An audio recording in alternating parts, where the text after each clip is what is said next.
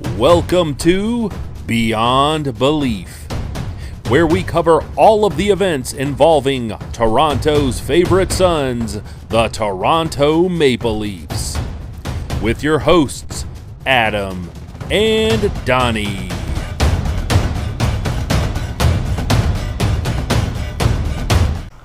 Welcome to another episode of Beyond Belief, a Toronto Maple Leafs podcast and vidcast. As always, I'm your host, Adam. And with me is my co-host, for the purposes of this podcast, the Leaf enthusiast, Donnie. Donnie, how's it going?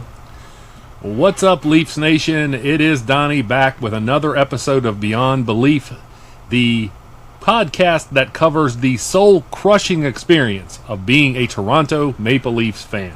It certainly does. Folks, I didn't want to have to do this version of the episode.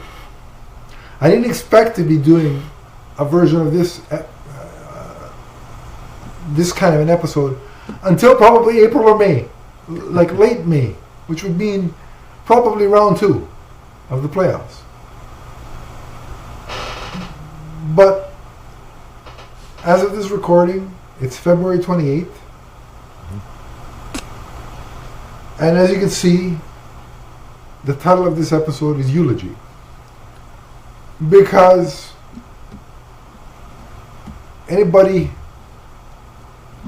that has a minuscule understanding of hockey and can watch with their own two eyes and see the way this team is played can read the writing on the wall. And that is, although it's mathematically still possible for the Toronto Maple Leafs to make the playoffs, I'm calling it. And if by some miracle I'm wrong, I'll be the first to jump up for joy. But I'm calling it. I feel like a doctor calling. Time of death, February 28th. Yeah. 2026. February 28th, 2026. They're not making the playoffs. They're not making up 6 or 8 points or whatever it is and jumping over 5 teams to get into a wild card spot. And especially based on the last 2 games. Even if they did, even if this current iteration of this team miraculously managed to do that, are they going to beat one of the top Atlantic teams? Because they just played one the other day in Tampa Bay. Yeah. And they got ragdolled. Yeah, the final score did not suggest just how dominant it was from Tampa Bay's point of view. And then the next night later, they faced the struggling, basement-dwelling, much like we are, Florida Panthers. And again, they got ragdolled. Mm-hmm. Now, we had the Olympic break. Prior to the Olympic break, the Leafs won 3 in a row. And everybody's like, hey, you know what? It's only 6 points. If they can come out of the break and get good goaltending from Stolarz and Wall and beat Tampa and beat Florida, and now tonight beat Ottawa, you never know. Because those are divisional games, and if you win those, that's the most important thing, right? So you'd think we're refreshed. We've just had 2 weeks off, 2.5 weeks off, except for Matthews, Nylander, and OEL, yeah. Right? But everybody else is refreshed. Mm-hmm. You'd think, guys, our season is on the line here. At the very least, win or lose, we're going to put in an effort to make our fan base proud. Right? That's what you think. That's what you think. A team that had pride in the logo on the front of their chest. You'd think that they'd put in an effort, right? Yeah. Oh no. You know what the Leafs said? They said, "Do you think we've played bad this season? Before this 3-game winning streak that we just had? You think that was bad? Hold our collective beers. Watch this." Well, hasn't that been the pattern all season long, is that they give us a little bit of hope, and then they just snatch it away and show you how bad they can be. First of all, Donnie, I have to say, before we get to this debacle of nonsense, congratulations for winning the gold medal at the Olympics, the U.S. Men's national team. There's some controversy there. We'll probably get into it a little bit because we don't want to get too political, but we'll get into it a little bit.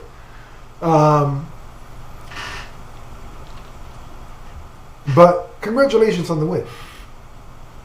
Well, let me just say, I like the win. I like the game from both sides. It was like watching two NHL All-Star teams going at one another, but pretty much everything that happened after the game, I did not approve of the way that a lot of people conducted themselves. And I will say this from the Canadian side. Look, and I'm speaking to my fellow Canadian fans. There are some of you that are whining about every which scenario. So we outplayed them. Okay, yes we did. We outshot them by almost double, maybe even triple. I can't remember the final shot total. All I know is Hellebuyck made 41 of 42 saves. So yeah, we outshot them. We were the better team for most of that game.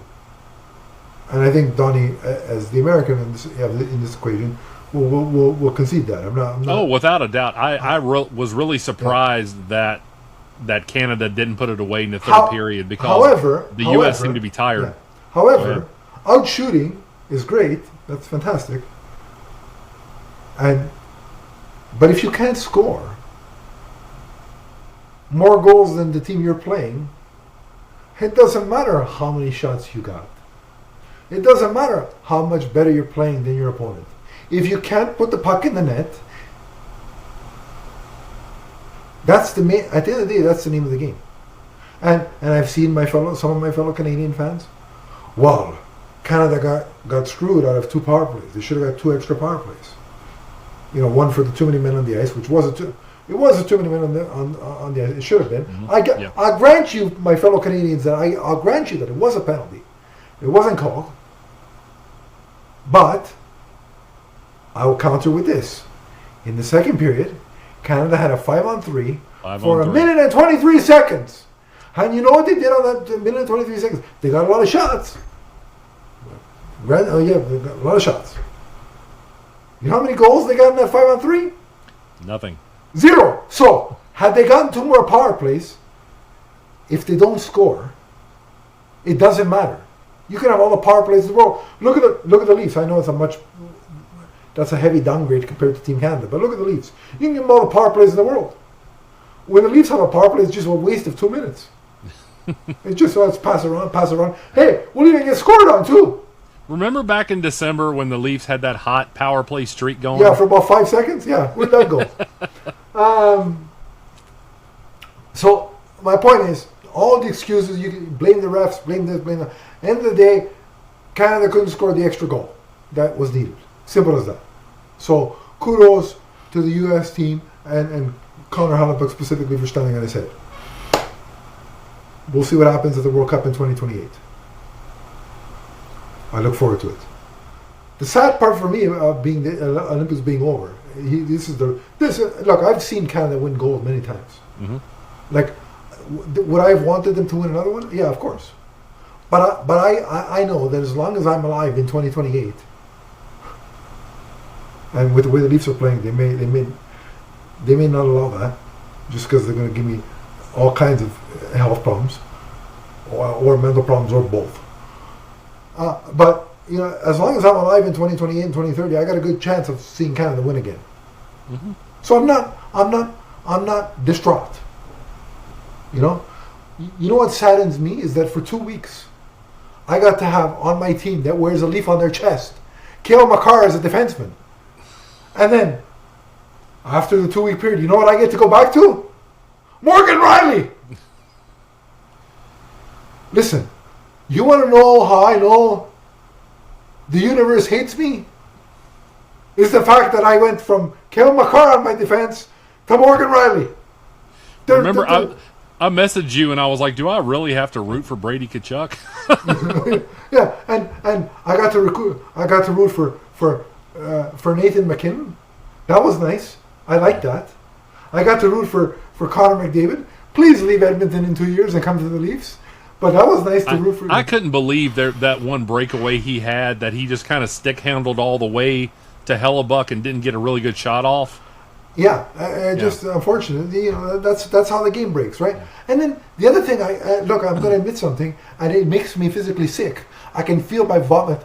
I can taste my own vomit saying this, but that sack of fertilizer, Mitch Marner, had a great tournament. Congratulations to him. He had one pass in particular that was really amazing.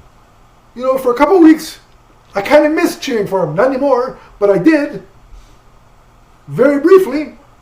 And when he scored that big overtime goal to take us to the semifinal, mm-hmm.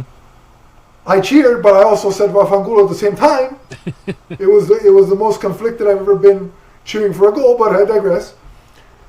So now we're back to the Leafs, right? Back to the Leafs. Yeah. And so I'm watching the game. Hey, they're going to come out with fire. They've been off for 2 weeks. What happens? No, Grant, look, I get it. Tampa Bay's, first in the division? I get it. They're good, right?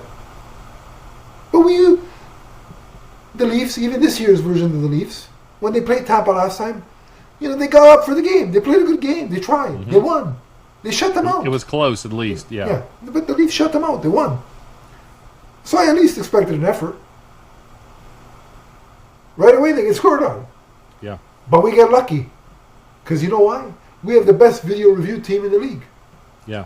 And what Adam's talking about, the very first goal, Kucherov gets a quick deflection to beat Stolarz, but they're ruled offsides. And so the goal was negated. It did not count. And then, in typical Leaf fashion, maybe about 5-6 minutes later, Tampa Bay gets another one. But again, our video review team spotted the offside, mm-hmm. told Craig Berube to do another coach's challenge, and sure enough, it gets called back. And it's 0-0 again. And you know what? The Leafs had a okay first period. They were decent.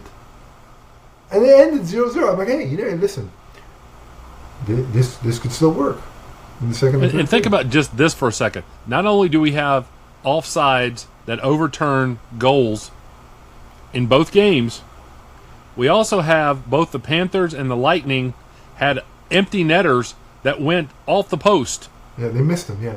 And the Leafs still couldn't win with all that. Yeah, with all that luck. So we head into the intermission 0-0. We're out shooting them. It's going pretty well. All things considered, I'll take that, right? Yeah. And then the second period starts. And the Leafs forgot that, hey, this hockey game thing, it's 3 periods. They must have forgot that. Because early on in the second period, Tampa scores a goal. Yeah. Stolarz had a couple of great saves early on, but with 12:53 in the period, Tampa got another goal, and this one stuck. And then shortly thereafter, after the first one,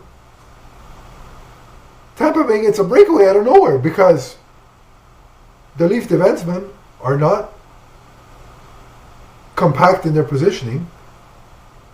In fact, they're standing outside of their own blue line while a Tampa Bay player is stuck behind them. Mm-hmm. They don't even realize he's there, and it's a breakaway goal. Yep. And it was a clean goal, and I get why Stolarz was upset. I also get why OEL started the fight. You got to defend your goalie. But it was a clean goal. It just happened to be that there was a lot of collision in the net.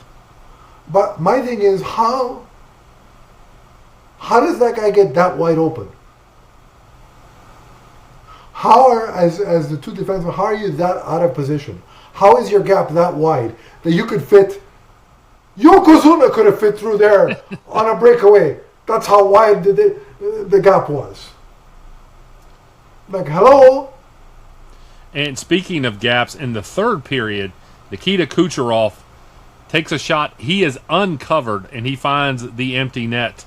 So many times in this game that the Lightning just passed around the Leafs, who were bunched up and confused, and their heads were just on a swivel, and Tampa Bay just seemed to be playing at a different gear than the Leafs. Well, and you can see the speed. Like, the Leafs have no speed. Now, the Leafs made it close. It ended 4-2. Tavares got a nice goal. Nice goal. Nice took a shot and got a fluky goal, but hey, it wasn't that close. If you looked at that score, you would think this is a competitive game. It wasn't. Right, but my point is, Nice got a goal, but just taking a shot and happened to see. Right. But the point is, and again, I said before with Canada that all those shots don't necessarily mean you're going to win, but it's a benefit to take them and see what happens.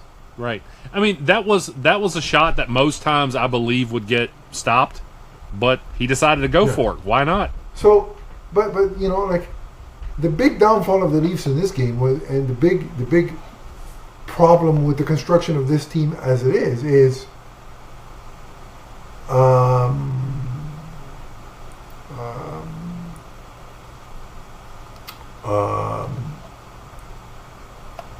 they're too slow. Yeah. Nylander had a couple breakaways, couldn't get shots. Couldn't get good shots, I should say. Yeah. But they're too slow. Yeah. Okay, great. We got bigger. Wow. That was one of his selling points. We're going to be bigger, tougher, more physical. Teemu Albundy, a.k.a. Brad Treliving, one of his big selling points at the start of the season, we're a bigger team. That's going to suit us well in the playoffs. Really? What playoffs? You're bigger, but you can't move. These guys can't move. Nick Waugh, who we got for Mitch Marner because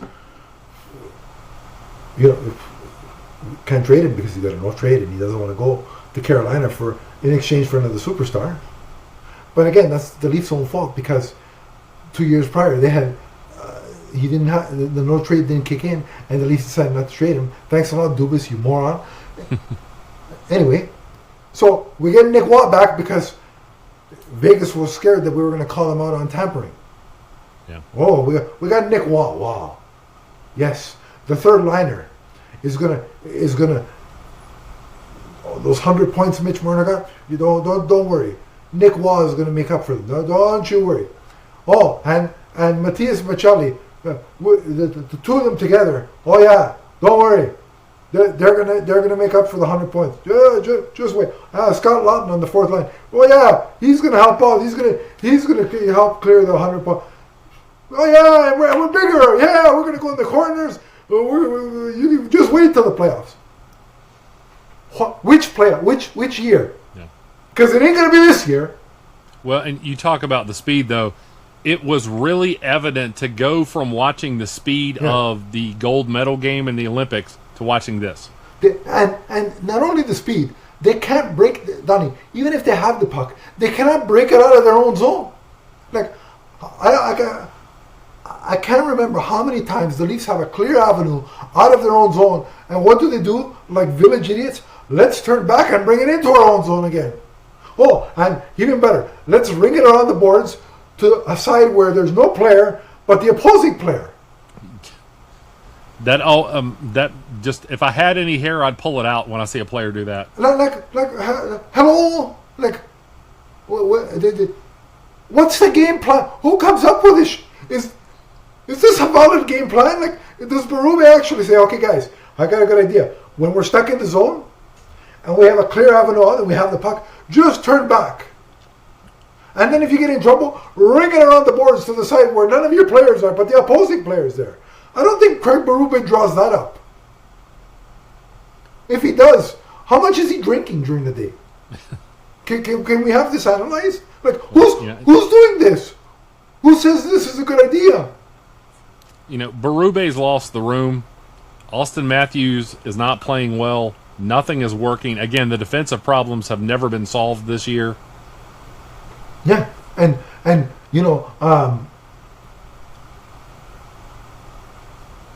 again, can't get out of their zone, can't score. John Tavares is the only one worth a damn on this team right now. And I'll get to John Tavares in a second. But then we get to the Florida game. So you figure, okay, let's play devil's advocate, right? So coming out of the Tampa game, maybe the 2-week layoff, they were rusty, right? Mm-hmm. That could happen, right? Right. It's possible. But you know what? Florida's struggling even worse than we are. Not on this night. That's okay, though. But the thought process was Florida's struggling. And this game, if we can win it, because we're only still 6 points behind, that could still go a long way of potentially making some kind of push for the playoffs. So, given the way they played the night before, and given the magnitude of the point situation, I figured, okay, they're going to bounce back. The effort's going to be there tonight. Oh, yeah. The effort's coming. Oh, yeah, here it comes. So I sit down. Keep in mind, I've had my dinner. I've had my espresso. I sit in my spot because I have one spot. I'm like Sheldon. When it comes Like to Sheldon hockey. Cooper. Okay, yeah. I have a spot. I'm going to change it because it ain't working. But I have a spot. So I sit in my spot. And you know what's funny? During the Canada game, in the gold medal game, Brad Marchand, who I was forced to cheer for 2 weeks, and it made me physically sick, did nothing in the gold medal game. But I said to my parents when we were watching the gold medal game on Sunday morning at 8 o'clock, mind you, I had to wake up at Sunday morning. On a Sunday at 8 o'clock! I was already awake, so. And they didn't win, but I had to wake up at 8 o'clock on a Sunday. Okay, and so, anyway. He does nothing in that game. During the game, I say, he's doing nothing today. Watch. Just watch Thursday when he plays the Leafs. Guaranteed, at least one goal. He opened the scoring. And lo and behold, Yep. Who was it? The face flicker. Yep. He snagged a Reemerged. rebound. He snagged a rebound from Joseph Wall and immediately put it in the net. Yeah. And so it's 1-0. And not long after that, Was the shorthanded goal, right? yep. Because the Florida Leafs got- get a It was kind of a questionable call, but they immediately converted, and it was 2-0. the Leafs get a power play, and you know what that means. At very minimum, we're wasting 2 minutes of playing time because we don't do nothing on our power play. I would almost refuse the power play from the Leafs at this point. Like, why take one? Why have? What for? What is the point? So anyway, And, let me just throw out one stat. If you want to know the real story of a game like this, at one point in the first period, the shots on goal comparison was 14-2 in favor of Florida. right. And so here's my question: what do you expect Joseph Wall to do? He has to make 12 saves in the. He made it was it 2-0 after the first or 3-0? I can't remember. It was 2-0. They scored the third one in short order in the second period. Okay, so but he made 12 saves. Oh on yeah, that 14 was the shots. one where Morgan Riley gave it away at the blue line. Oh, It was like, here you go. Yeah, we'll get there. Hold on a minute. I got something to say about him. But anyway, so like Joseph Wall stood on his head in that first period.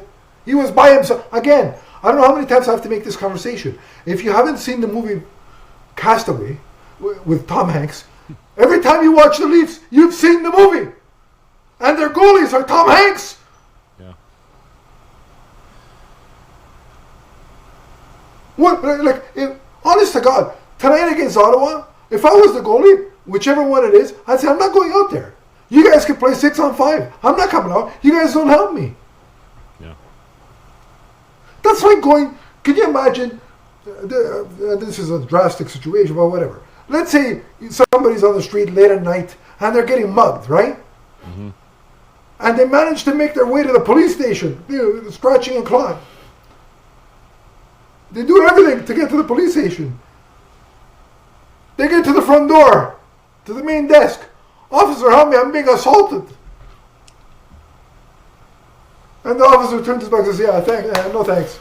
My shift is over. That's the Leafs. That's the entire team, and the goalie's the one getting assaulted. Yeah. I don't know if that analogy makes sense, but there it is. Yeah. Look, there's 5 guys on the ice plus a goalie. Yeah. The goalie should not be the only one doing anything. Well, like I said, too many times the Leafs were just stationary, and Yeah, they can't Florida move. was just outworking them. It's like the ice is quicksand. When the Leafs have the puck, the ice is quicksand, and even when they don't have the puck, it's quicksand. They're the slowest bunch of players I have ever seen. And you and I talked about how sad this is that it's Joe Bowen's last season. He made a reference. The high point. Go ahead. I would quit now if I was him. Screw it. What the for? high point of this game was when he said, and I want to see if you know this reference. He said, "Gloom, despair, and agony on me."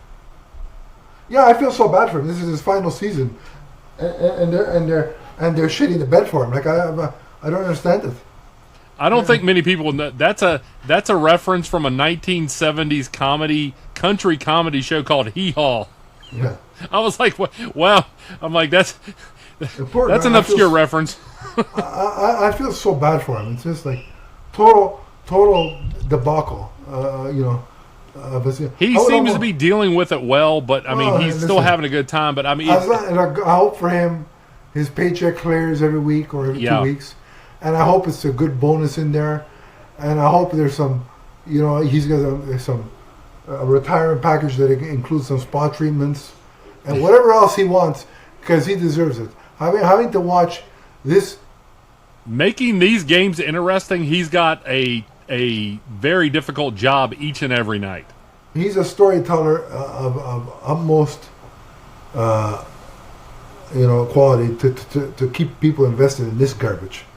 So then we get another goal, which was a giveaway. Yeah, Morgan Riley gave it away at the blue line. Rodriguez capitalized. Yeah, and then so it's a breakaway again, shorthanded goal, and the best part is Rodriguez looked back twice to see if there was any leaf on his tail close to him. There was no leaf in sight. You know the Looney Tunes cartoons, the Roadrunner and the Coyote. Yeah. You know when the Roadrunner decides to take off and the Coyote screwed? That was Rodriguez and the Coyote was Riley. But then it gets even better for Riley. Now this goal didn't count, but this is a microcosm of the Leaf season. So Morgan Riley's on one side, Brandon Carlo's on the other, because apparently Morgan Riley in the offseason forgot how to skate backwards. Trips all over himself, nothing else but himself, unless there was a ghost on the blue line, tripping Morgan Riley that we don't know about, called the Ghostbusters or an exorcist, let's find out. But I'm going to assume he just fell over himself. He falls over, and then undercuts Brandon Carlo. And trips Brandon Carlo, and all of a sudden it's a 2-on-1 and Florida has to go. But it was offside. Another offside. That goes in our favor, but it doesn't matter because we're not playing good. We're getting outshot. If you had to watch one play that would define this season for the Leafs, that was it. Watching Morgan Riley take out Brandon Carlo. Look, it would have been you know what would have been, and I hate saying this. I really hate being angry at my own players. But if Morgan Riley hurt his hip on that play and couldn't play the remaining 24 games of the season, I wouldn't cry about it. Just shut him down. And let's call it a day. You know what? Even if he's not injured, can we just shut him down? Because, look, it doesn't mean much in the grand scheme of things, but remember that 3-game winning streak we had before the Olympics? Mm-hmm. You know who didn't play a game of those 3? Morgan Riley. Yeah. You think there's a coincidence? I do. Yeah. No, we both said that. Do want to call out a couple of nice things that happened before. Yeah, John Tavares scored again. John Tavares scored, and give him his props. Austin Matthews, it was a nice pass. Yeah. Also, Robertson had a nice wraparound shot at the end of the first. It didn't go in, but it was a nice try. Listen, Robertson was the best player on the team that game. Overall, I would say. Give some props to OEL for being aggressive too. Yeah, and he tries to defend his goalies. Mm-hmm. God bless him, he tries. He's the only one who cares. He's our best defenseman. He's the only one who cares. But Florida added 2 empty netters to make the final score 5-1, but it wasn't that close. It should have been 10-1. Yeah. If it wasn't for Joseph Wong. Now, so with the fact that Donnie and I believe that the playoffs are out of the question, there's talk about what are the Leafs going to do at the trade deadline. And if you listen to most of the sports analysts, based on the results of these games, specifically, because apparently that's what the Leafs were waiting for, to see the performance in these games. Spoiler alert, it ain't good. that the Leafs are going to retool, rebuild of some sort, starting at the trade deadline and then in the offseason. Now, 1 minute they're saying, well, they want to trade McMahon for a first-round pick because McMahon is an unrestricted free agent, and he wants anywhere between $5 to $5.5 million a year. Then the next game you hear, oh, but Brad Treliving and Bobby McMahon's representatives are talking about an extension. Which is it? Look, I like Bobby McMahon. He's got great speed. He's got a nice shot. What is he? A 25 goal? He's a 25 goal scorer or thereabouts. Mm-hmm. I don't want to lose a 25 goal scorer, but I also don't want to overpay the guy. So if you can get a first round pick, if somebody's willing to pay that, because we don't have any first round picks until 2028, because we traded for Carlo and had to give up a first round pick. And Fraser Minton, which I'm still pissed off about. Because now, Fraser Minton is a first-line player with the Boston Bruins and has about 20, 25 goals, if I'm not mistaken, if not more. Yeah. Thanks for nothing, Brad Treliving. And then, when we got Scott Lund, we had to give up Nikita Grabenkin and a first-round pick. Yeah. Again. So, we don't have a first-round pick till 2028. So, if we can get a first-round pick for Bobby McMahon, and his asking price to stay is too high, then you trade it. I also saw that there was a report that there was a first-round trade option from somebody on the table for OEL. Now, here's the issue with that. I love OEL.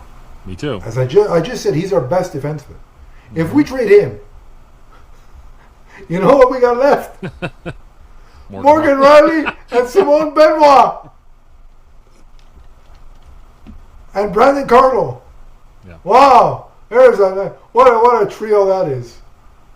The only one that's half decent is Jake McCabe in that bunch. Yeah. Really, the only there aren't many people that I don't think we should at least explore trades about them. I mean, Nyes and Cowan, they're young. Don't let them go yet. But anybody else, you're not going to get much for Tavares because of his age, and obviously he's a great leader. Here's the thing about OEL, though. He's got 2 years left. It's only $3.5 million a year. He wants to stay, and he specifically said he hopes he's not traded because that's what he said. He likes Toronto and he wants to stay. And his wife is about 3 weeks away from giving birth. Yeah. He doesn't want to go.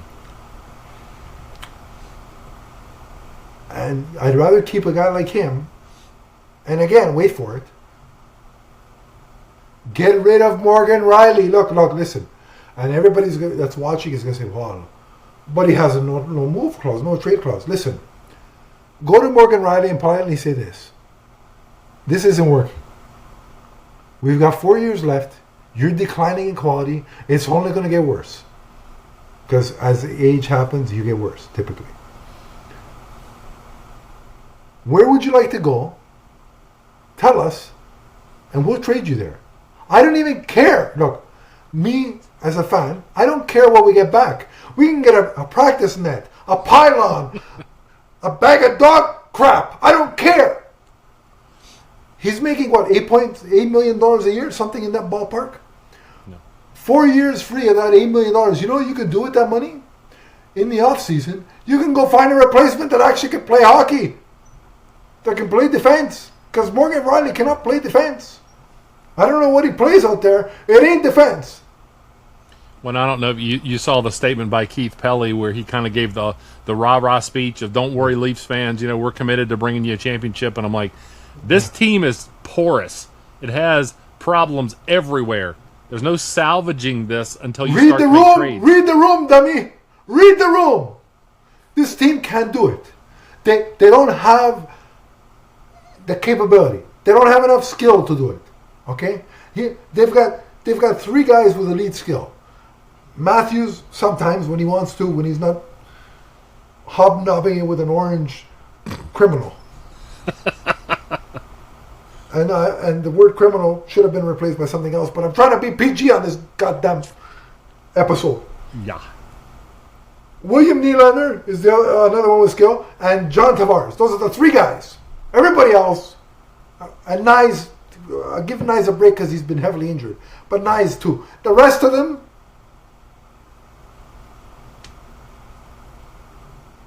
but he's defense. It's different. But the rest of the forward group, you could put random people on the off the street who have never played hockey in their life and get the same effort. Mm-hmm. It ain't working, Mr. Pelly.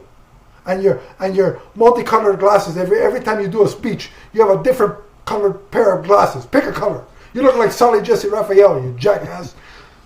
There's a name I haven't heard for a long time, Sally Jesse. That's how old I am, god damn it. See the gray? That's how old, and it's only getting worse. Cause You're telling me to see the gray? Are you kidding me? And it's only getting worse because of these morons. But anyway, read the room. It ain't happening. Don't tell me you're going to do everything you can at the trade deadline for this season. Scrap this season. Yeah. Rebuild the cupboard. I want, if in the trade deadline, we don't come out of the trade deadline, because I'm going to be home watching it, because I have the day off for the day. If I have to spend 6 hours in front of my TV, and Mr. Boston Pizza lover there with his breadsticks that his father gets it for free because his father owns the goddamn place, doesn't bring us back a first round pick, and I've sat in front of the TV for 6 hours watching nothing, I'm going to be even more upset than I am. I don't know how that's possible. We'll have to do a capper episode for this season. Yeah, and I want draft picks, and I want young prospects. Okay. Likewise. Listen, I'm open to. I just finished saying Matthews when he wants to be, which is sparing lately. Nylander and Tavares. Keep Tavares because, again, by and large, on a consistent basis, Tavares is the only one worth his salt this season, okay? And he's probably not going to play more than a couple of years. I don't see us getting value for him. Keep Tavares. Everybody else, if a team calls me, listen, if a team calls me about Austin Matthews, and I'm Brad Treliving, first of all, I would never want to be that loser Brad Treliving. But if I was Brad Treliving, I would take that call. Because I'm not sold on the fact that after his current contract, Austin Matthews is going to re-sign with us. I think he's going to pull a Marner. And if that's the case, get him out of here now. And if you can get and let's face it, Austin Matthews is not playing like the Austin Matthews of a couple of years ago. He is still a very good player. Oh yeah, you can still you'll get a good young prospect, at least one, and you can get a first overall for Matthews. Easy. Mm-hmm. Yeah. And again, same for Nylander. If somebody calls, I'm listening. There is nobody on this team, I'll even say nice.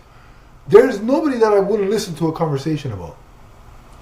For the right, again, Nyes is young enough that I would be hesitant, but it depends on the offer. All things being same equal, with Cowan. Yeah, all things being equal, I want to keep Nyes if But if somebody calls with an offer that, to quote The Godfather, an offer I can't refuse. Right. Nyes, thank you for your couple years of service. Have fun wherever the hell you're going. Like, I'm not in love or married to anybody on this team. In fact, I'm ready to divorce all of them.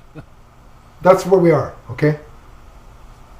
Do you know how physically, me, who watches every single game, I've never missed a game. Do you know how painful watching the last two games was? To the point that I was texting with a friend the whole Tampa Bay game. I was barely paying attention because I was disgusted. And then the Florida game, stupid me thought they were going to put in effort, and I watched that nonsense. And with the enormous fan base that the Leafs have, you got to know, there were Leafs fans who paid for those two games, took time out, went to those two games, who knows how much they paid, And that's what they got. A team that doesn't look like they care. Nobody is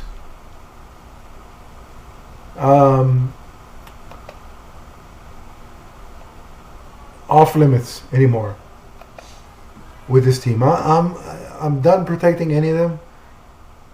Go ahead. Trade whoever you want. Just get us something good in return. And that's the other thing. I don't trust Brad Treliving. I think he's a clown. He's one of the worst GMs I've ever seen. He's done it. I've never seen somebody get paid to do nothing. Well, and that's really what it seems like. It's been so long since we've had a trade. It's like the Leafs are just expecting things to just happen. And here's the problem. Turn around. Here's the problem. There's no chemistry with this team. Here's the problem, Donnie. Because I know the Leafs are clearly looking for first-round picks. But just because we gave a first-round pick for Scott Laughton doesn't mean another team's going to want to do the same. Right. Are they willing to give you a first-round pick for certain players? Probably not the ones you want. Matthias Michelli? Bye. Nick Waugh? Bye. We're better off just sending Marner to Vegas. Why do we even get anything back? What for? He can't move. So get rid of him. Yeah. Anybody that's on an expiring contract that we don't want to overpay for, bye. I don't know. Just clear them out. Again, Cowan hasn't been in the lineup since before the break. I hope he gets back in tonight. I think I saw where he is going to get back in tonight. I don't understand why he's a healthy scratch. Play him the remainder, but here's the thing. Play him the remainder of the 23 games, and can you... we've got nothing to lose at this point, for God's sake. Nothing to lose! There's several players on the Marlies we should be calling up and letting them get some experience. There's nothing to lose here, Donnie. So what I'm suggesting, you want to see what Cowan has, right? You want to see if he's going to be able to grow into a 20, 25 goal scorer. You know what you do now? Because we're not going to make the playoffs. Here's what you do. Put him with Austin Matthews. Mm-hmm. See what a talented young player playing with another talented player. Again, when he decides not to pander to the orange idiot, play him with a talented player and see what he's got. Don't bury him on the fourth line. That does him no good. No, he's got to get meaningful minutes. Cowan and Robertson should be on your first two lines for the rest of the season. Simple as that. Okay? Start cleaning house. There is no... If Brad Treliving and Keith Pelly have any delusions that we still have a shot at the playoffs, if you're listening, and you should, because you're not making trades, you're not doing anything, so you might as well listen to this show and watch the show. So I'm going to speak very plainful to you, very, very slow, so your idiot brain can understand it. Mr. Treliving, now pull the garlic bread sticks out of your ears and listen. We are not making the playoffs this year. Do you understand the words that are coming out of my mouth? Playoffs? No more. Gone. Bye-bye. They were practically gone in December. You could have waved them bye-bye. Yeah. So, again, potential young stud like Cowan, first line. If we're going to re-sign Robertson, because he's a RFA, restricted free agent, put him on the second line.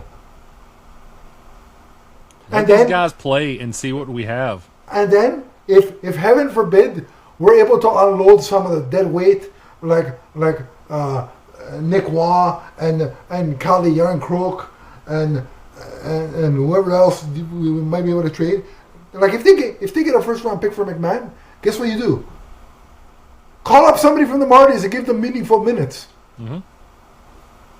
Like, you know who's in the Marlies, Donnie, and scoring quite well? William Nylander's brother. You think we can use some scoring up here? Sure. On our power play? You think that might help? You don't think the Nylander brothers would be motivated to play together on the power play? Wouldn't that be cool? I don't know. Seems like they would to me. The Hughes brothers get excited to play together. We saw that in the Olympics. Mm-hmm. Imagine the Nylander brothers. But no, we gotta let Calle Youngcroft play, and it's 5 goals. Wow, oh yeah, it's 5 goals. Yeah, oh, I love the ones that happen when it's a 4-0 game and are meaningless. Yeah. You know, when we have no shot of coming back to win, and he gets that random goal, and he's celebrating like he won the Stanley Cup. Get out of here! You suck. Benoit's another one. Get him out of here. The only good thing that he brought to the team last year during our playoff run was the portable espresso machine that he brought to every road game. That's it. Occasionally he throws a big hit. Wow. Congratulations. He can't move. Again, mobility on this team. I walk with this. Okay? I'm slow as hell when I move around. I can walk faster than the Leafs can skate. There's a problem with that. There's a mobility issue on this team. Yeah. This is not a playoff team. Clean house. If I could trade, honest to God, I would, and again, this is not going to happen because San Jose is not stupid. San Jose's organization is not us. I would trade any single one of the Leaf players. I would trade the whole goddamn godforsaken team for Macklin Celebrini from San Jose. Mm-hmm. But you know what? Even if we finish in the bottom of the East or close to the bottom of the NHL, we can't suck enough to get a draft pick. You know why? Because we traded it to Boston. Yeah. And see, that's my problem is that when you hear like Treliving talk and to suggest that, oh, maybe things will just kind of magically get better next year. Not without a lot of trades, not without draft picks. No. Next year, here's what I hope for the Leafs. And again, it makes me sick to have to use the Boston Bruins as a model because I hate the Boston Bruins. There are things I hate. Nazis. Donald Trump, same thing.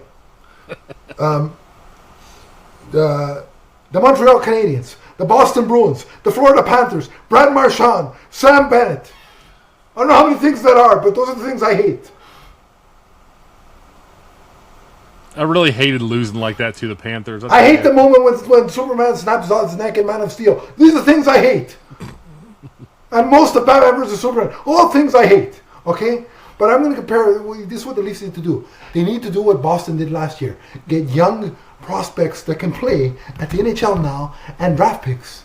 Because look, Boston's got a chance at the playoffs. They're right in the middle of it. We're not. No. But we got Brandon Carter. Who's only saving grace this year is falling over Morgan Riley apparently. That was so embarrassing. So now, here's what I'm going to say as because now we're going to talk about the issue. And I kept bringing up John Tavares and Austin Matthews. Listen to me. I get that he's the captain of the Team USA, and they won gold. Congratulations, as I said before. And I get that getting invited to the White House is a thing when you win something of significance as a sports franchise in the States. I get it. I get that that's a historic thing, right? But that president is a special breed of, I don't know what word to use that's polite. It's not optically going and shake hands with that guy is not a crowning achievement unless you have deplorable morals. The other thing that bothers me about Austin Matthews being there is twofold. He is the child of a Mexican immigrant. Mm-hmm. His mother. Yep. The orange buffoon who is sitting in the White House hates Mexican immigrants. He hates any immigrant, in fact. Let alone Mexican. Any, but especially Mexicans. So, I don't know how his mother feels about her son going and shaking hands with that clown. That's number one. Number two, this guy has spent the better part of a year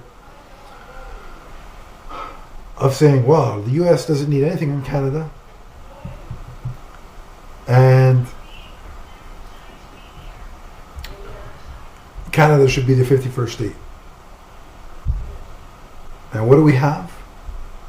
The captain of the Toronto Maple Leafs, one of Canada's most historic franchises. Forget the fact that they can't win a goddamn thing since 1960s. That's irregardless. They're one of Canada's most historic sports franchises. And you have the captain of that team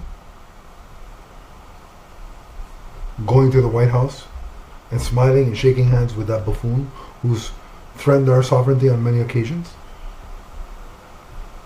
That doesn't sit well with me. Has nothing to do with you're American. I love you, Donnie. You know, Chris Evans, my other co-host, is American. I love Chris. Nick Zednick, another co-host, American. I love Nick. I got nothing but respect for all of you guys. But I'm starting to doubt whether an American, especially an American who, again, goes and shakes hands with that guy, should be the captain of the Toronto Maple Leafs. The biggest mistake I think the Leafs made was handing the captaincy to John Tavares. No, I still think Tavares to Austin Matthews. John Tavares should be the captain. Yes. So let me just say briefly, the NHL does not exist without a partnership between the U.S. and Canada. And all I wanted to see was the team show some class after that win. And a lot of the rhetoric I heard, a lot of the things that were picked up in the locker room just were unacceptable. Yeah. It was unfortunate because, again, I give you guys all the props of the world for winning the thing. But there is something to be said with winning and losing with grace. With class, yes. Right? And the men's American hockey team did not win with grace and class. Mm-hmm. The women deserved their gold medal. And every bit of respect that the men got, the women should get likewise. Yeah. So the Leafs are a mess. The work starts at the trade deadline. If Brad Treliving does not procure us a first-round pick by the end of that trade deadline, he should be fired and not be in charge of the rebuild / retool, whatever the hell you want to call this. Mm-hmm. That's going to happen in the summer. If he cannot procure us a first-round pick, he shouldn't be the guy allowed to do it. Change has to happen, and it has to happen now. This is unacceptable. That a 9-year streak of making the playoffs is going to come to an end because our GM thought that you could replace, and again, I hate giving him his props, but that you could replace a 100-point player, even though he only did it once, a 90-point player with 3 or 4 third and fourth liners.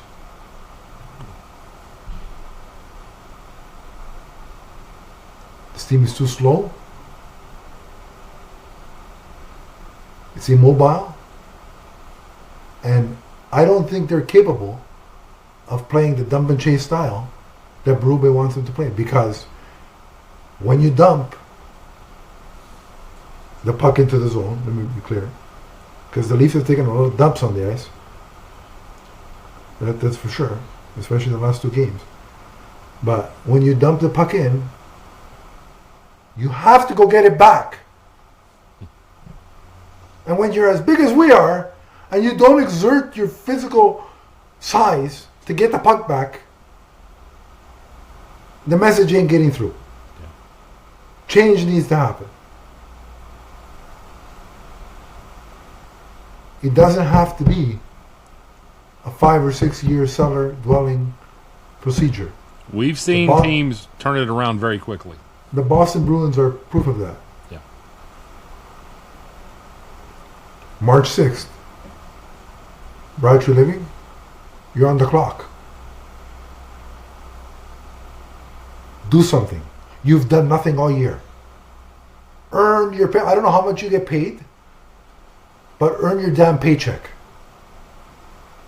And Keith Pally, if he doesn't get you a first round pick, if he's still employed by the free agency of July 1st, then you should be fired too.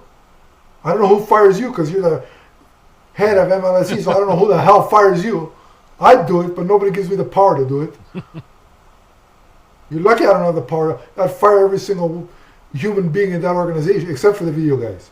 Listen, they have a paycheck for life. They're the only ones doing their job. It's the video review people. Okay? They can retire as the alumni. I'll give them an alumni jacket, a gold stick, whatever they want. Everybody else, if I was in charge, you'd all be fired. Okay? So, fix this team. It is unacceptable.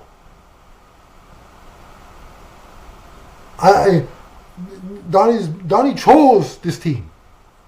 I didn't have a choice. He chose it. I've been saying, maybe next year. Since 1993, I'm tired.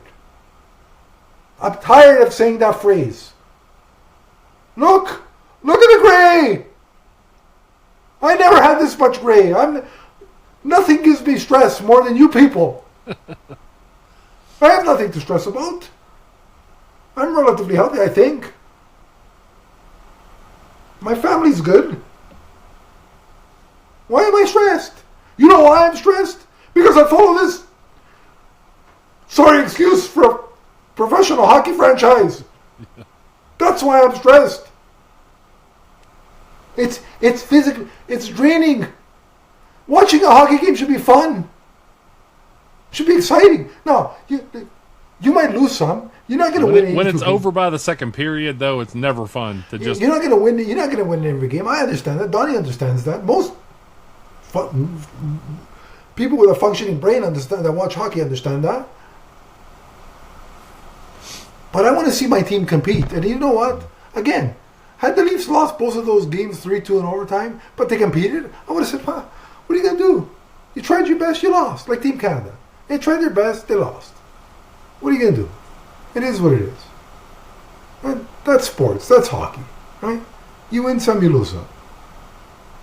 But where's the effort? Where's the pride? Right.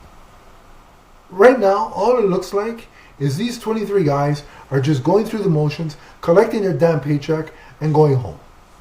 That's all. Now I get it. They know they're not making the playoffs.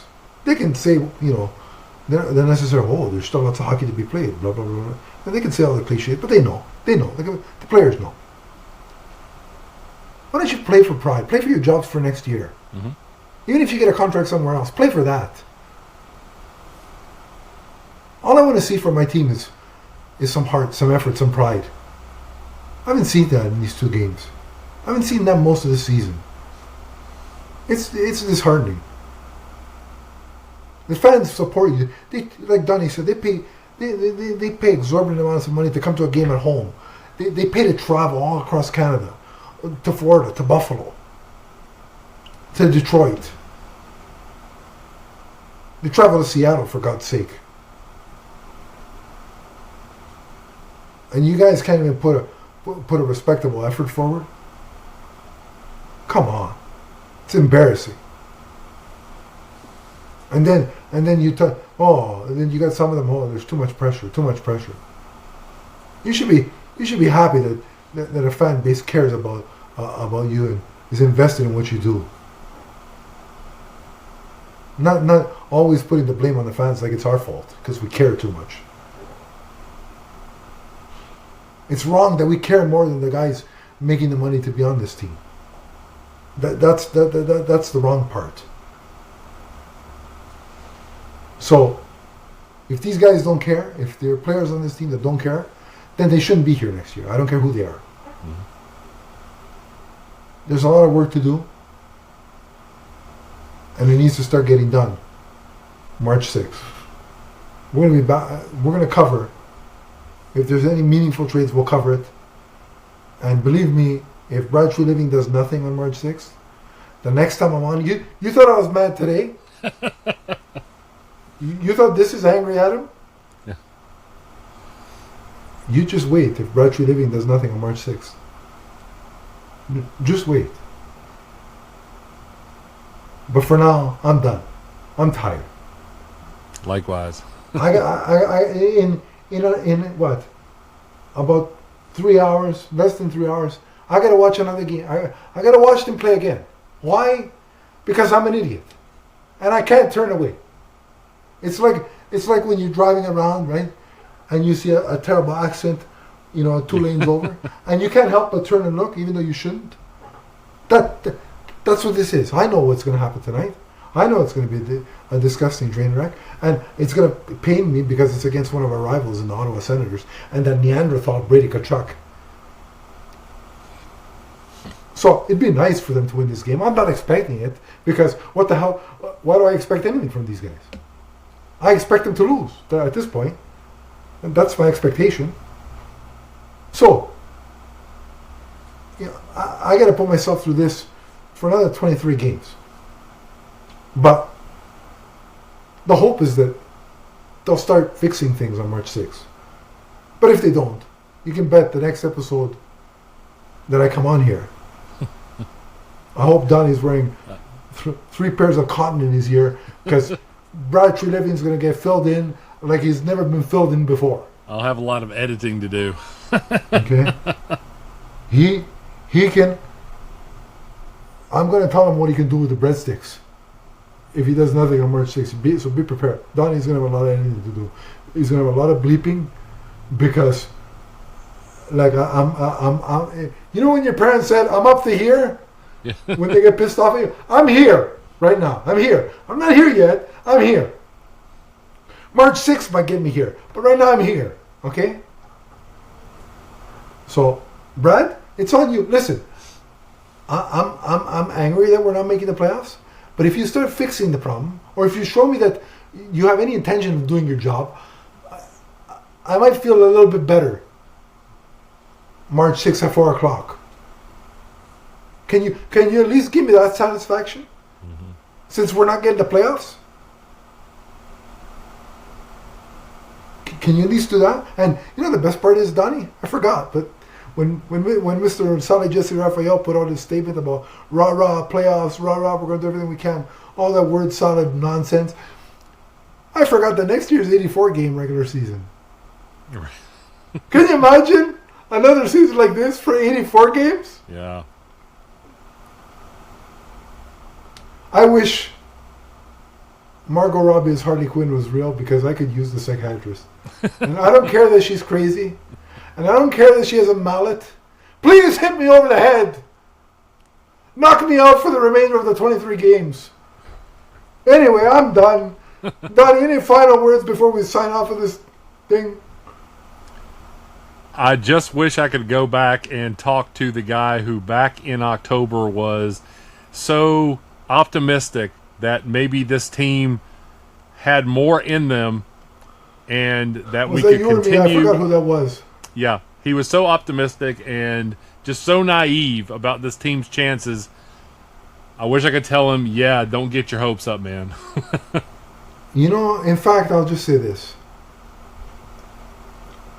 I hope that between now and September, the preseason next season, there are a lot of inventions, miraculous inventions in science, Donnie. When you believe in science, I know your neck of the woods, they tell you not to trust science and scientists, but scientists are making a lot of advancements. Right? I certainly do. I know you do because you're smart and sane and all those things. Not choosing the Leafs as a franchise, that might have been an insane decision. That's a questionable. But everything questionable else, life choice there. You're a pretty sane guy, right? But